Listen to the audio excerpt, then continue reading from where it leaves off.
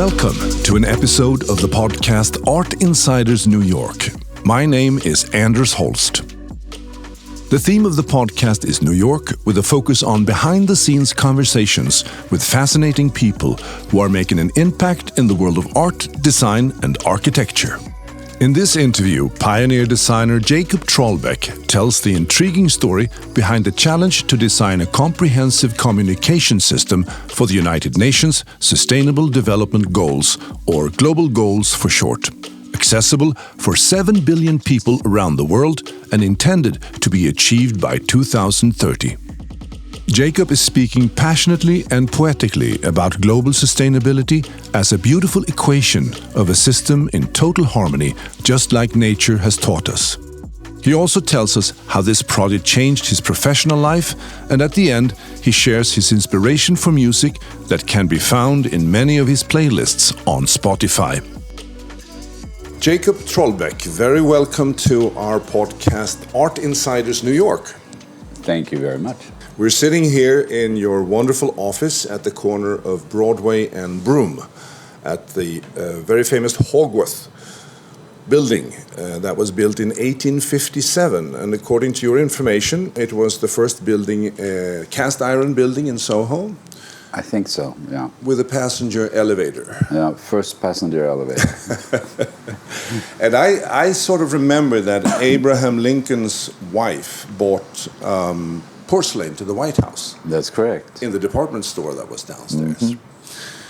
So here we are at Trollbäck and Company. And I guess my first question to you would be, so what are you doing here? I guess that the purpose is to help create communication of some kind. I started this design studio that was focused on working with film and video. So I wanted to have more of a sort of Scandinavian, European sensibility to it.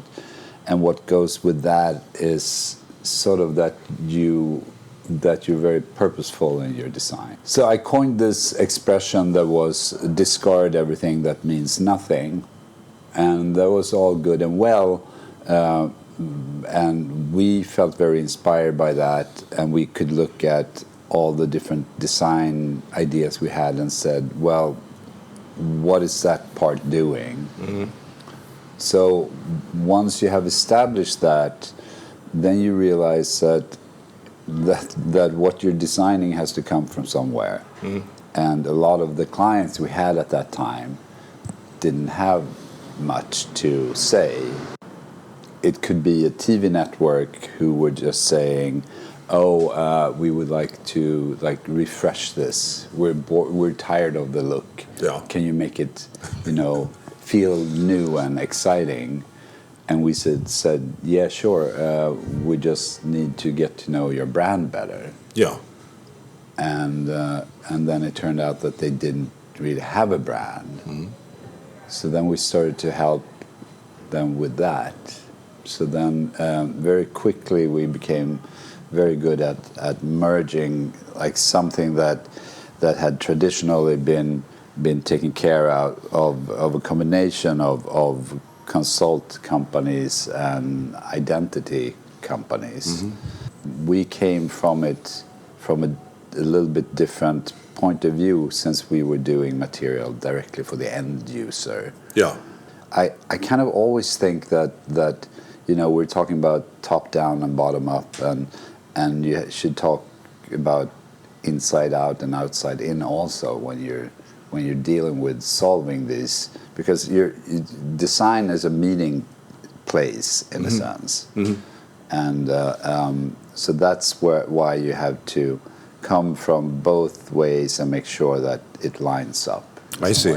So when you say that the company that you are working with, that you'll be happy to do something for them, and then you say that, well, they don't have a brand. So what do you put in that term brand? What does it mean to you? What is a brand and what is not a brand?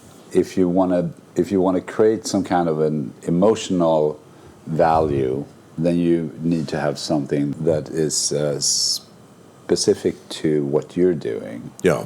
That doesn't have to be. Actually, I would say that it shouldn't be a construct. It can be, and often are these days. But if you think about, you're a tiny little bakery where they're just playing Charlie Parker or like whatever it is. It's not a bad idea. Yeah, because this is what they like. Yeah. And there are 3 people working there, and you get to know them, and it smells great, and it's a nice environment.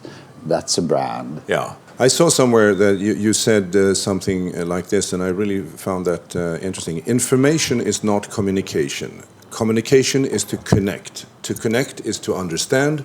If you don't understand, you don't care. If you do not care, you do not act. All actions are emotional. I thought that's very helpful. And you have a lot of interesting clients. We're going to talk about the global goals here in a minute, but I'd just like to mention that you just finished the work for the Fox Network Group. We did. Reshaping their brand. Yeah. I always have to say Fox Entertainment. I know. Because we have nothing to do with Fox News. And you also have worked with Marriott Bonvoy, Apple, Spotify, Verizon. And I also saw that you were designing the... was it the title for the Dieter Rams documentary by Gary Hustvedt? Yeah. That must have been a pretty scary experience. It started 12 years ago, 13, 14 years ago, I don't know. I read that there was a guy whose name was Gary Hustvedt who was going to do a Helvetica documentary. And I said, no, you're not without me. Like, that's a project I just have to be part of. So I contacted him. We helped him in different ways with that. Became also producers for the film, and then we did graphics and etc. etc. So since then we have been working with, I want to say all of his movies, but it may be one that we haven't worked. Yeah. Dieter Rams has been central to everything that I do and that we believe in here. Yeah. You also designed the video wall at the IAC building, which is quite an important part of that whole building. It's the Frank Gehry's building on the West Side Highway. Yeah. That was the first large-scale production that we did. And I think we did that in 2006 or something. Yeah. So it was a long time ago. And that was fantastic. It's funny to see what has happened with screens in the last 10 years. Yeah. So let's talk about the big project for the United Nations. In the year 2000, a bunch of people went together and said that we should have some kind of goals that directs the work that we're doing. Mm-hmm. And I'm not the best expert on the Millennial Development Goals, but they were largely focused on the work that was done in developing countries in regards to poverty and hunger, etc. Yeah. And there were 8 goals of them, and they were goals for between 2000 and 2015, and they were quite successful. Because especially when in terms of poverty rates. Yeah. So the idea was that what's going to happen when those goals run their course? Mm-hmm. Then the idea came, of course, we need to have new goals. These new goals had different origins. There were a lot of people who had input on it, and one of the sources, I think that is called The World We Want. Okay. When the UN literally asked 7 million people, what would you see changed in the world? Mm-hmm. So there was that was definitely must have been the biggest poll that anyone ever did. Yeah. So you really got a good sense of what people were worried about and what was where their hardships were. Yeah. And in parallel, there were several conferences with different UN organizations, and then they all got together and started to see how they could put together this new plan. Yeah. And so the plan is 17 goals, and it has 169 targets. Yeah. Now, in a sense, the targets are actually the real goals.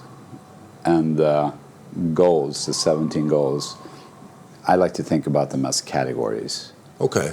So what is unique with the plan, well, there are two things that are unique, but the first unique thing with the plan is that it actually, before the plan existed, you could just say, well, there's so much trouble everywhere. Yeah.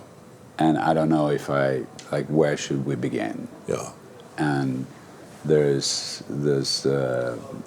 poverty, there's starvation, there are the killing of animals, there are very, very bad governments, there are, there's...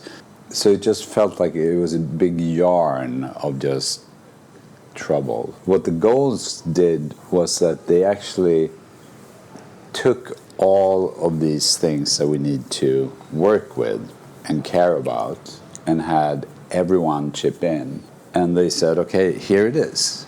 And what was formed with the 17 goals was what I like to call a periodic system. That is a periodic system of change, or whatever you wanted to call it. But this covers everything that's wrong with the planet.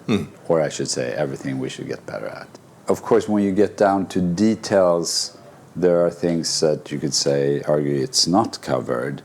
But mostly, I think you could say that it covers 98% of all our problems. How did you get this project? I heard this story that you met, Richard Curtis, and can you tell the story when you?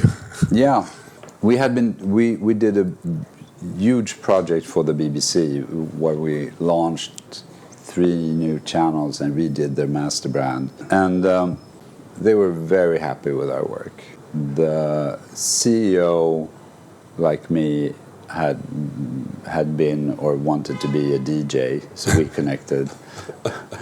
And so when Richard Curtis, he started something called Comic Relief in England about 25 years ago, I think. Yeah. And they have this main thing is the Red Nose Day, which is when you raise awareness for what's going on in the world, and you raise money for children in Africa and England. Yeah. And he wanted to bring this over to the States. He, of course, has basically grown up with the BBC, and he asked the people at BBC who he should talk to, and they say, you should definitely come and meet Jakob and his team. We had a really good meeting, and the time was up about this Red Nose Day, and then he said, do you have 10 more minutes? I love it. That was sort of the Steve Jobs one more thing. Exactly. So, and then he told me the whole thing, asked me if I knew what the SDGs were, which I didn't. Just a very small group of people knew that this was in the work, because this is a year before the launch. Yeah. And I said SDGs because that's what they were called then. Yeah.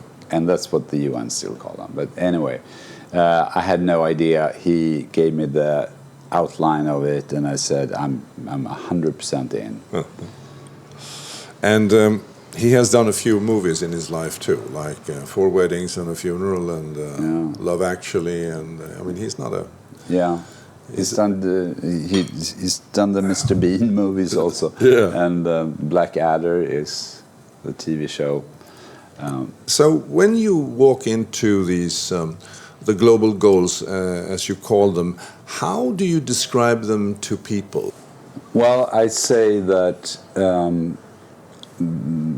there's a lot that's wrong, and every time I'm saying that, I hear Bob Marley in my head. So much trouble in the world, and I'm saying, but now we have a plan. Yeah. And this is the plan. And I think that people in the beginning feels a little bit intimidated that it's 17 goals, but when you really start to think about them, they're actually, if you would make a list of the goals in your life, that would be a lot more than 17, I hope. you can just go through them one by one, and people are yeah, that makes sense. Yeah. That very question was at the heart of the early work, because it was a big fight, a big internal fight at the UN, where a lot of people said 10 goals, that's maximum. You have to get it down to 10, because people are never going to remember more than 10 goals. Of course, then they didn't know, those people didn't know how you create communication systems. Mm-hmm.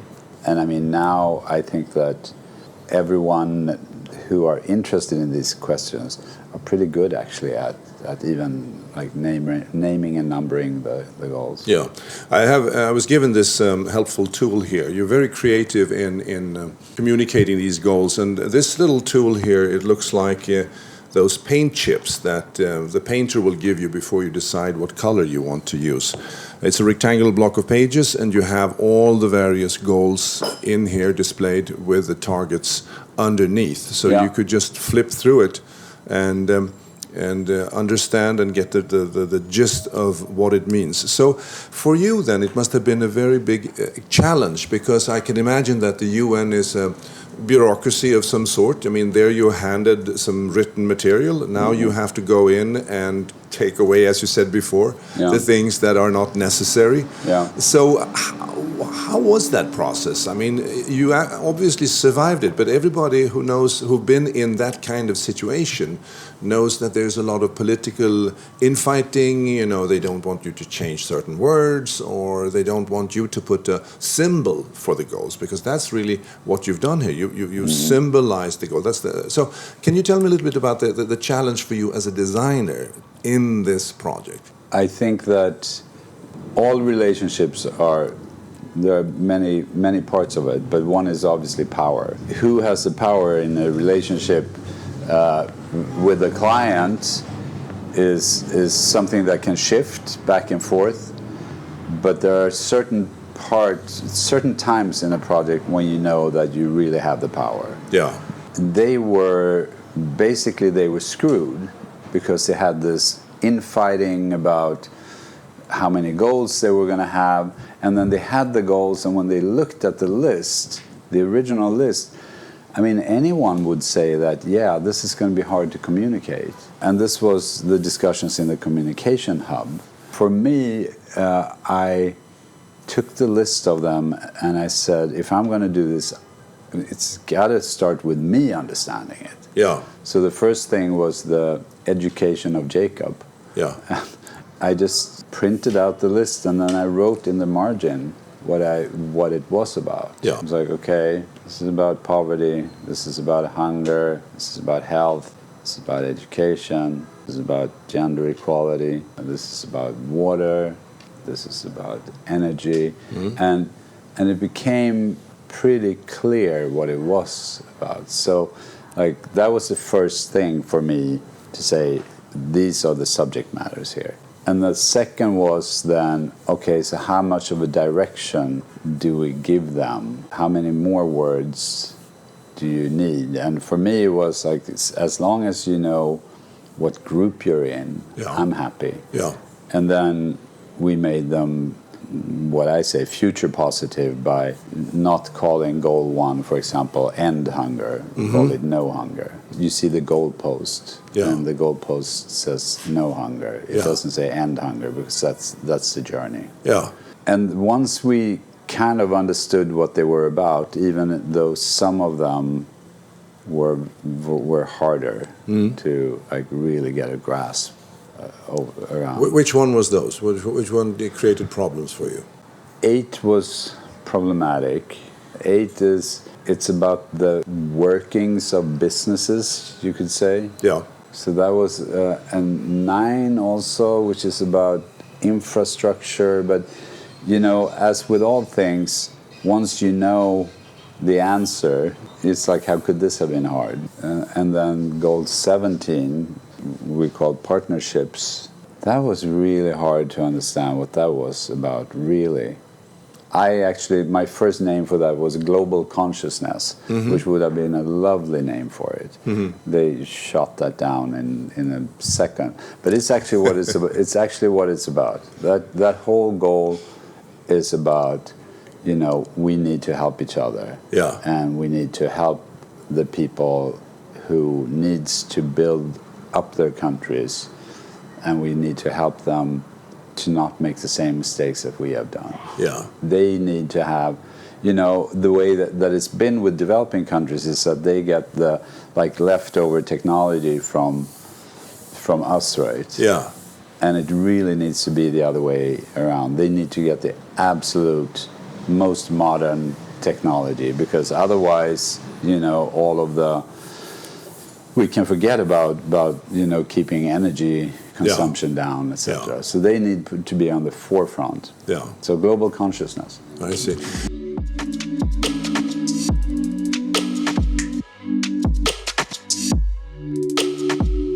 So which of these goals were your favorite?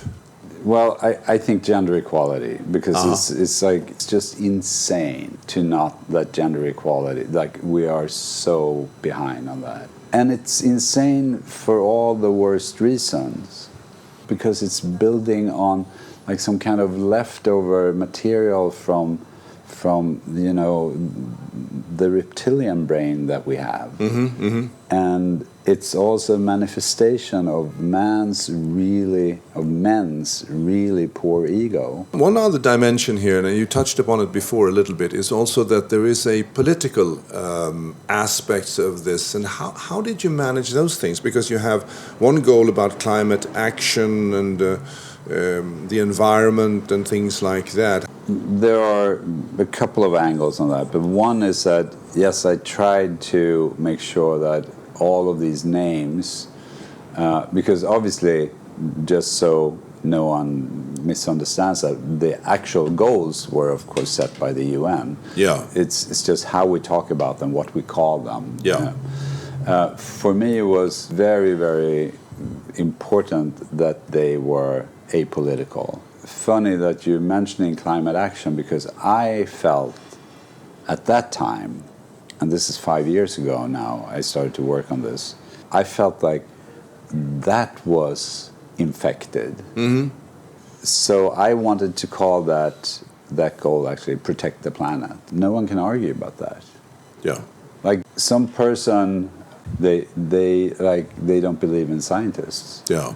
It's like saying my phone works in some way, but I don't think God probably made that phone. Yeah. That's not scientists, because they don't know what they're talking about.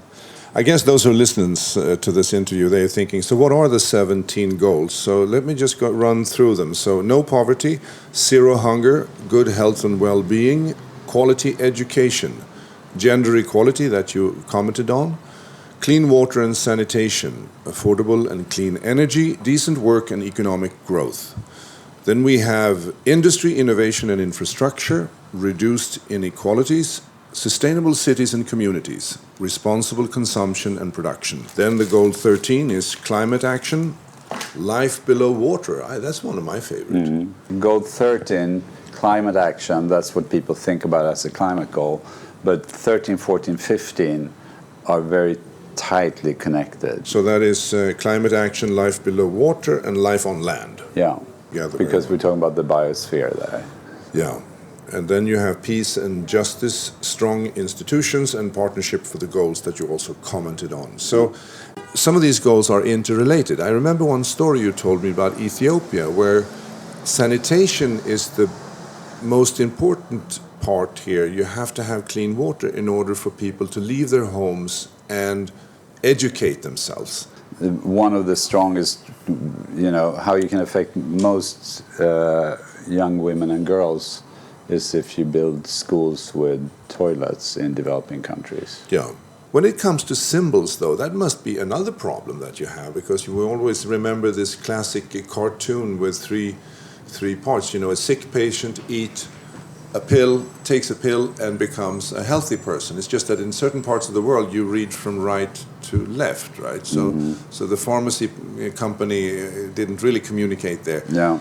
So how did you end up with the symbols? I mean, because symbols, you said somewhere that people don't use forks in all parts of the world. So that could be an issue when it comes to food. Symbols are essential in areas where people can't read. Yeah. There's a lot of science and that you can read about memory, and everyone who are the experts of remembering huge, like memorizing a book or whatever it is. Yeah. They say that all the time they do it, they're like out on a walk in the city and they attach the words to objects. And I think that to have symbols for these goals, it allows them to have a shortcut into our brain. Well, I would say then life below water. If there are words, I'm going to have to process them and say, okay, yeah, that goes in there. If I see the blue square with the fish under the waves, it's already there. Like I've just went to that place in my. So I think there's shortcuts. The whole thing, of course, is about remembering them, and then also creating an emotional attachment to them. And it's much harder to do that with words. Obviously, there are words and sentences in poetry and etc. that we love and that are etched in our minds, but here we're talking about a large amount of new things that needs to go in. Even the experts at the UN and in NGOs who have devoted their lives to like these different questions, when they think about what they're doing, they now see a color and a symbol, because that's what this is now. Yeah. I noticed that the UN logo is nowhere to be found in this material. No, that's a sore point. Oh. As a matter of fact, it's not at all out of all of the material. It's what it is that we did a very successful job in convincing them that they needed these new names. But then we also say these should not be called the Sustainable Development Goals, because that's boring. No, that's not emotional in any way. They should be called the Global Goals. That feels like, yeah, here we have something, all of us, to work for. And I think it sort of came a little bit under consideration, but there were a couple of people who were just so against it. So the solution was, which is not a solution, is that everyone is using the same system all over the world. Yeah. It's just that we, a big group of people, call them the Global Goals, and they call them the Sustainable Development Goals, or SDGs. So this is a to-do list for global leaders. It's actually not for global leaders. It's for absolutely everyone, and that's why our work will never be done. So we're working really hard on getting all people on the planet to understand this. Yeah. Because the thing is that you can roughly say that you have 3 partners in this thing, and it's the people, it's the governments, and it's the companies. Mm-hmm. Then you do have organizations also that play a role, and then you have academia that plays a role. But if you want to look at it in a simple way, then you can say that these 3 all have to be engaged in this for it to happen.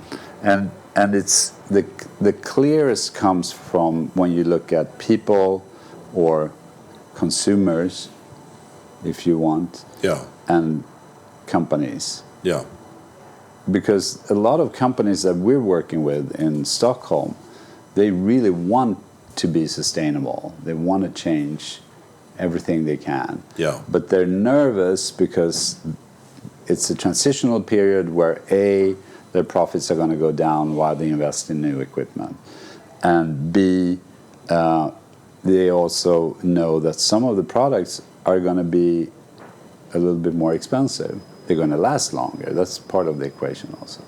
But are the customers gonna like support them, or are they gonna keep saying, no, thank you, I'll buy this plastic one that is made by poor people in China? So it's got to come from both ends, because there are companies who really want to do good, sustainable products that doesn't break and that doesn't use too much plastic material, and there are a lot of customers who the people who can afford it. Yeah. Always goes for those quality products. I see. But we need to have an awareness that says like, oh yes, let's try to avoid plastic. Let's try to avoid palm oil. Let's try to avoid all of these things. So the general public has a huge role to play in this, because they are the ultimate power. They hold the power over the companies, and they hold the power over the governments. I see. And there's a lot of activities all around the world, and there are celebrities involved, and you have campaigns and projects and stuff like that. So there's a lot of things happening. So you're still involved in the project. Are you still moving ahead to the next phase, or is it just something that the UN is now responsible for? What we produced, alarmingly right now.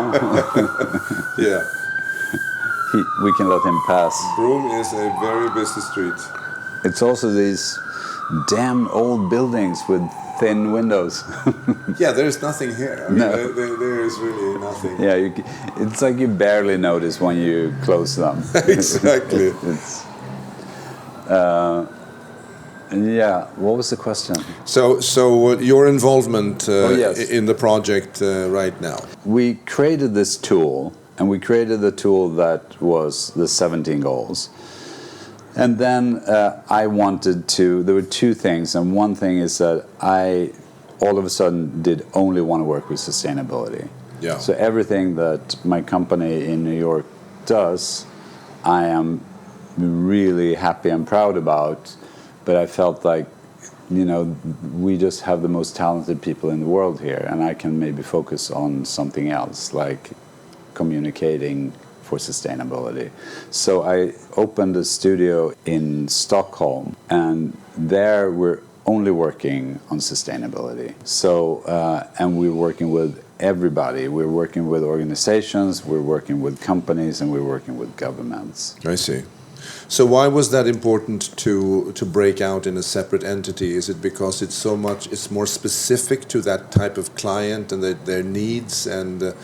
There are many reasons, and one reason is that I knew that I would have to build different capabilities, yeah, and that design was just one part of it.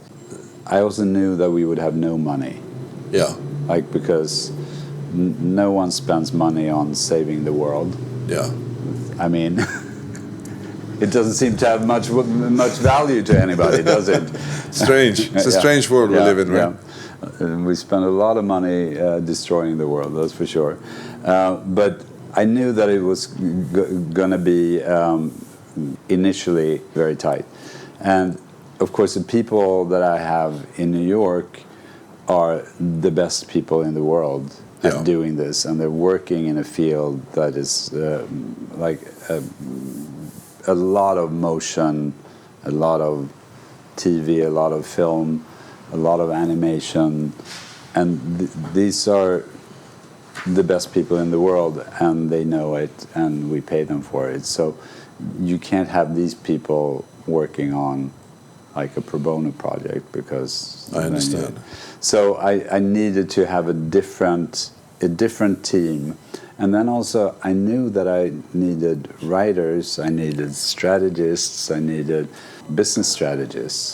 So because for me, it was all to merge what we know about communication and how essential it is for survival of the businesses also. Yeah. Because sustainability is not a compromise. Sustainability is something that today it will at the very least give you an edge. Yeah. And it will give you a success tomorrow. Yeah. There's no question about that. Yeah. It's just as there were no question about, like in the year of 2000, that you had to get a website. Yeah. It's like digital was coming, and sustainability is coming. Yeah. It's like, and it's not coming because it's a fad, it's a cool thing that happens. It's coming because it's the only way that we can survive. That's right.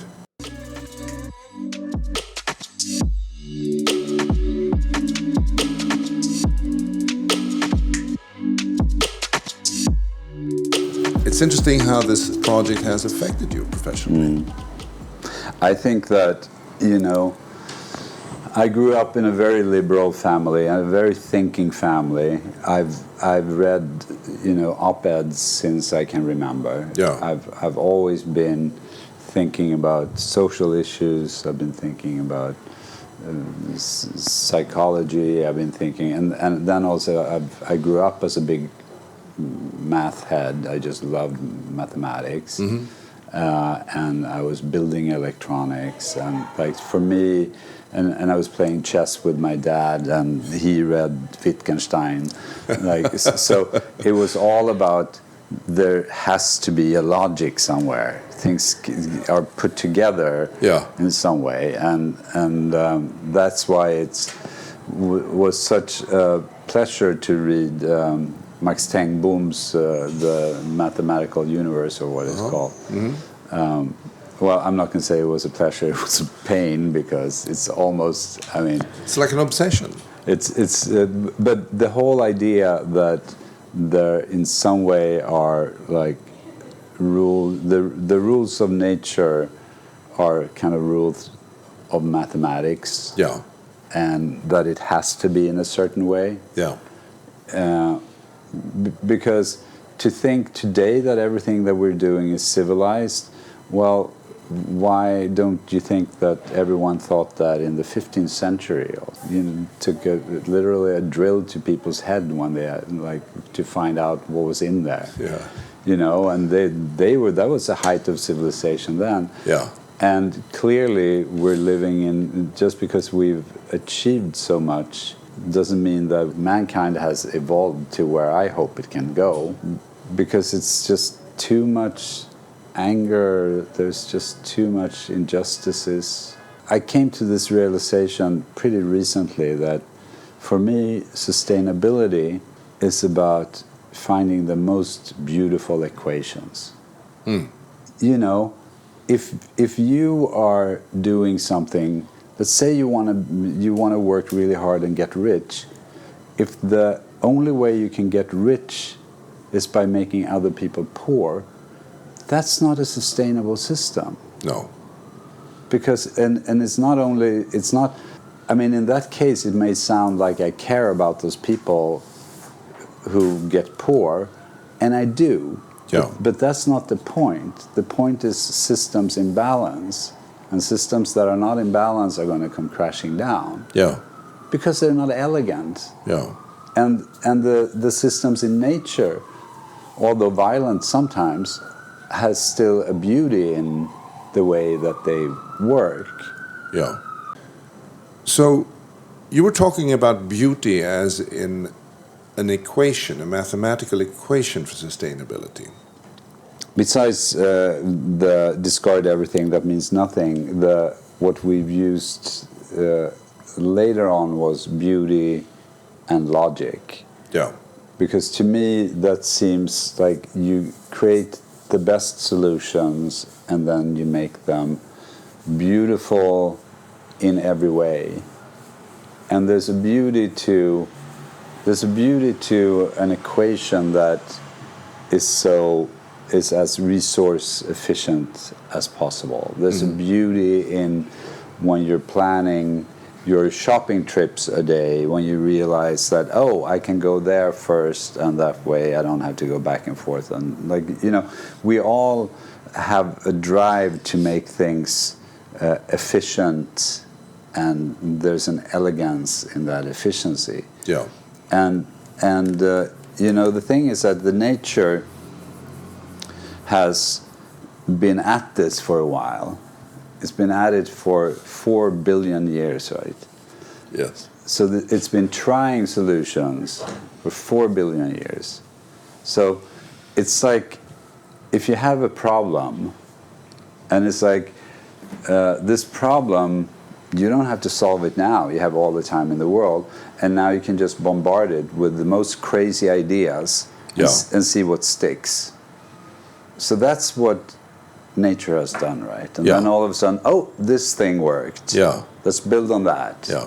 And I'm going to try to make a leaf that looks like this. Oh, well, that fell off in the wind. Yeah. So those trees are not a good idea. Like it's nature has had so much time to figure stuff out, and we're trying to figure this stuff out in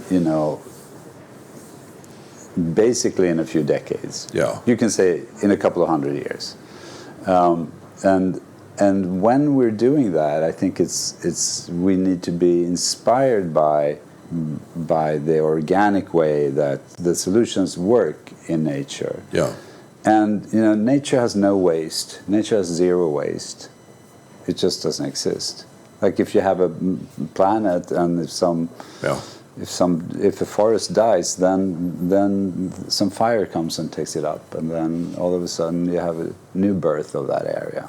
We are just the experts of just producing a lot of garbage, which didn't exist before us. Yeah. And that's the inelegant solutions that are not going to work. So for me, I don't care what you think about politics. I don't care about anything, like other than think about what you're doing and if that's something that is sustainable. Yeah. So Jakob, are you an optimist or a pessimist in all of this? Yeah, I'm always an optimist, but I'm also a realist. I'm a little bit hesitant to whom I'm telling this to because, but here's. Oh, we don't have any listeners. Yeah, fine. So you 4 people out there. Yes. The way it works is that if you want to solve a problem, you need a positive mind. That's just it. You can't get anything done if you don't have that mindset. Okay, let's fix this. Yeah. Does that mean that I'm saying, yeah, by 2030, we are going to have eradicated hunger and all women are going to be treated equal, are going to be treated as human beings? Yeah. About the climate, are we going to reach the 1.5? Well, we know that the northern countries are already above that. Is the planet warming? Yes. Are we getting more wildfires? Are the water rising? Yeah, it is. But maybe the big tipping points haven't quite been reached yet. Mm-hmm. And maybe we can do things that can stabilize the climate. It's going to be warmer. We're not going back to the 50s. So I'm obviously not an optimist saying that, oh yeah, we're going to fix this climate thing, because we're beyond that. But if we're continuing as we're doing now, not decreasing but accelerating our emissions, then it's going to be hell here. Yeah. And what happens, what people don't understand, is that when the water levels are rising, people are displaced. They have to go somewhere. And we saw just a few years ago what happened when 5 million Syrians were running from the country. Yeah. It upended all of the political parties in all of Europe and Eastern Europe also. So if 5 million people are probably somewhat responsible for Brexit and all, like the Swedish Nationalist Party, then they're talking about 500 million people. I mean, that's just going to cripple all of civilization.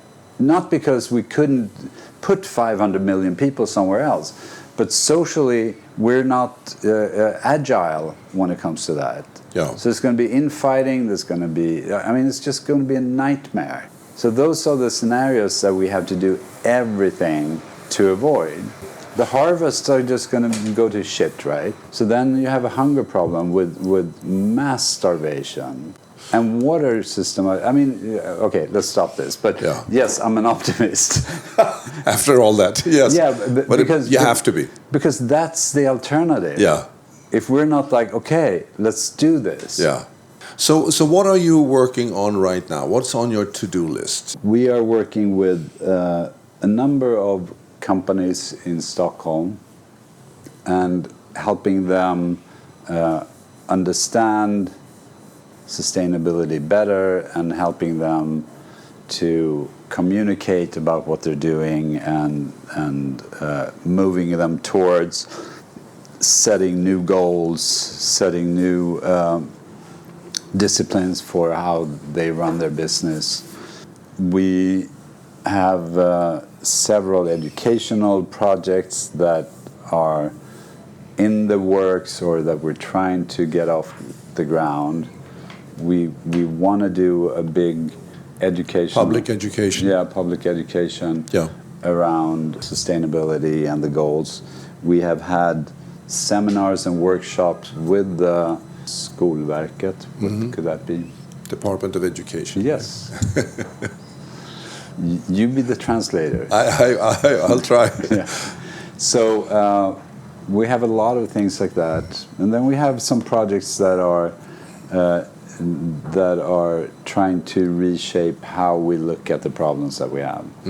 Trying to put in the complexity in the problems that we're working with, because all problems today are complex. Yeah. You used to be a DJ in the past. I was, yeah. You still are, maybe. Occasionally, I play at a party every now and then, but it's kind of rare. So, do you have anything you can recommend our listeners to listen to? Anything that you've I haven't had that much time lately, but I usually make playlists like every 3 to 6 months on Spotify. So if you look me up on Spotify, there's some things there. That's a good recommendation. Yeah. Wonderful, Jakob. Thank you so much for taking the time. Now I also understand that you are an important gardener. To take care of things, take away things that are not important. We're on a journey towards complexity, so you cannot. I cannot stress that more than that. We should not be afraid of complexity. That's our future. Yeah, and maybe the hardest part is to make sense of complexity in order to deal with it. And in that work, you're doing a wonderful job to help us grasp what we are talking about. So I congratulate you. Thank you very much. This is Art Insiders New York, and my name is Anders Holst. Thank you for listening, and be sure to visit artinsidersnewyork.com to join the conversation and subscribe to the podcast. If you enjoyed this episode of the Art Insiders New York podcast, head over to iTunes, if you're not already there, to subscribe, rate, and leave a review. It's very much appreciated. Thank you. This episode was produced by UOM LLC, copyright 2020.